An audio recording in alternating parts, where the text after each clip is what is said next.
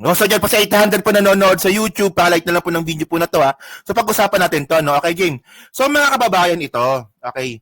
Meron po akong isang maiksing panawagan sa inyo po, especially po sa mga taga-suporta po ni Mima Alicia. Okay, kanina po kasi nag-usap kami ni Mima Alicia at gusto niya po talagang kasuhan itong si Super DM. Isipin mo naman, tanga talaga to si Super DM, no? Ipanawagan mo ba naman, di ba, na gahasain o rapin si Mima ng mga adik? Well, kung para sa entertainment yun, pero hindi po nakakatawa yun.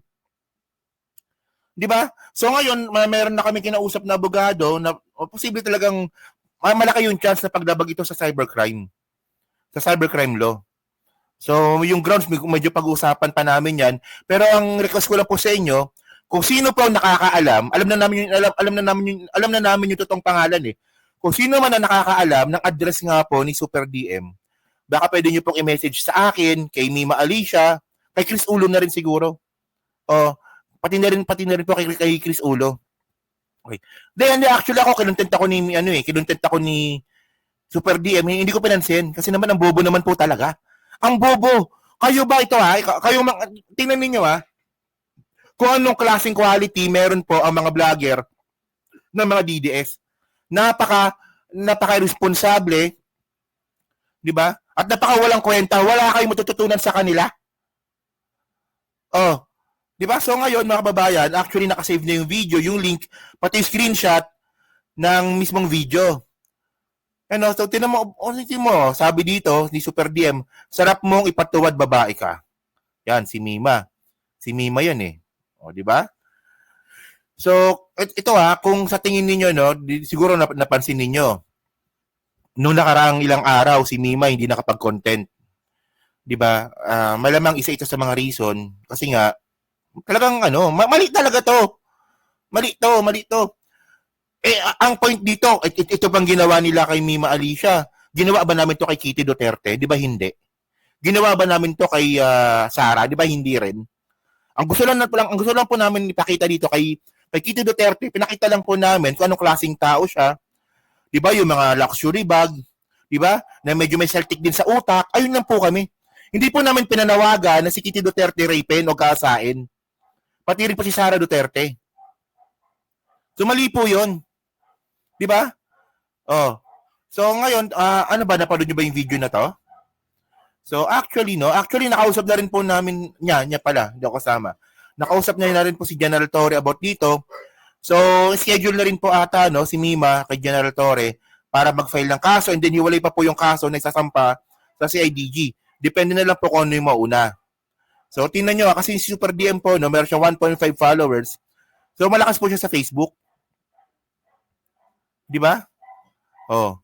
So, pero pa yun dito. Hindi siya troll farm eh. So ngayon, ang totoong pangalan pala niya, Dennis Maganase. Ay na yan, mukha pa lang mukhang mukhang bobo na talaga eh. Mukha pa lang bobo na po talaga. Oh. 'Di ba? So, ngayon, ano ba? Yan. Ayan, yan. So, ngayon, baka copyright tayo, no? Pero ito po yung video ni Ito yung video. Para at least, kung bumburan man ni Super DM yung video, at least may copy tayo dito sa, natin, sa channel natin. So, ito yung ginawa niya nung katarantaduhan. Ano ba yan? Ito. Pangit yan dati, Takero. Bakit, gumawa po ba ngayon? Pangit pa rin naman hanggang ngayon. Halika, tingnan nyo to. Huling silip ng Diablo, mga minamahal. Baka bukas ang bansang Pilipinas ay maging malamig na din kasi nakalis na yung satanic. Yun lang. Hindi nga, di ba, ang point dito, no? Ano bang tawag mo sa tao pumapatay? Ng libo-libong tao? Di ba Diablo? Tama naman Tama naman, di ba? Tanga 1,000 yung pinatay. Ano tawag mo doon? Santo? Di ba? Killer, demonyo, satanas, lahat Libo-libo pinatay, tapos para sa inyo, santo? Tanga-tanga nyo naman, di ba? So ngayon, sabi dito, ang Nananawagan ako sa lahat ng mga adik yun nyo, di ba? Tanga na talaga, no? Bobo no? Tanga, na sana ripin nyo ang babaeng ito. Bahala na kung giulod ang yang bilat basta kay ripan ninyo. sabay pinakita niyo yung video ni Mima, no? So ano talaga, wala talaga. So pasok to cybercrime to na pag-usapan na po namin to. So ngayon po, ang request lang ko lang po, no, kung sino po yung nakakaalam po ng address, alam na namin yung pangalan eh, di ba Dennis? Dennis Manggagahasab. so, so alam na po namin yung pangalan. So sa nakakaalam lang po, ano ba? Kung sino po nakakaalam po ng address, para doon po namin mapadala yung subpoena. Di ba? At least due process. Oh, at least due process, hindi namin ginaya si Digong. Na kung ano yung man yung ginawa ni Digong po sa libo-libong tao, buti, hindi namin ipapagawa kay, kay Super DM, kay Dennis. Di ba nakuha niyo yung point? Oh, due process. Due process, mga kababayan. Kasi kung kami po, kung gagayahin po namin si Duterte, baka ginaya na rin po namin yung ginawa ni Digong doon pa sa libo-libong namatay kay Super DM. Yun nga lang, di naman po namin gagawin yun. Idadaan po natin sa proseso. Yan ha.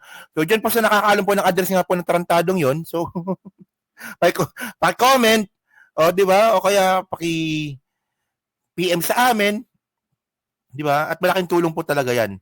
Kasi po, desidido po talaga si Mima, kausap po siya kanina, no? Desidido po talaga si Mima, nakasuhan po talaga itong vlogger po na to, no? So, sobrang sa demokrasya, ewan ko dito, no? Mukhang bangag din talaga to, no? So ito, pag-usapan natin to, no? Well, so sa nakakalam lang po ng address ni Super DM, so pa-comment na po sa baba, pa-message po kami, and then malaking tulong po para sa amin po yan, no? Para po makasuhan tong tao na to at mapakulong na rin. Di ba? Abusado, di ba? Pwedeng yan, isa pa yan. Kapag may kaso na, pwedeng ipaban sa YouTube yun. Actually, pwede talaga yun. Di ba? So pa-comment lang po sa baba. At syempre, no, next topic po tayo. No? Ito yung pinaka-topic natin. Syempre, good news tayo. Good news na may halong intriga pa din. Ano ba yan? Okay, game tayo. Okay. Hindi, taga-Masbate siya. Saan ba yung Masbate? Taga-Masbate pala siya. No? Nga pala, si Super DM pala, taga-Masbate. Masbate. Taga-Masbate pala siya. Yung mismong exact address lang pala, hindi namin malaman kung taga-saan siya. Pero alam po namin, taga-Masbate po siya. Ay, laki-laki po ng Masbate. O, di ba? May nag-message po, taga-Mindanao daw po. Saan ba yung Masbate? Di ko alam yun. Sorry, ha. Saan ba yung Masbate? Bicol ba yun? Bicol ba? Masbate, okay. Bisaya, Masbate. Bicol Region. Bicol Region. Okay, game. Thank you. Si Aichang siguro mag-Bicolana to. Okay, thank you, no? Okay. Parte ng Bisaya, Masbate. Bicol po, no? Kaya pala hot, no? Kaya pala hot si Aichang, no? Taga Masbate.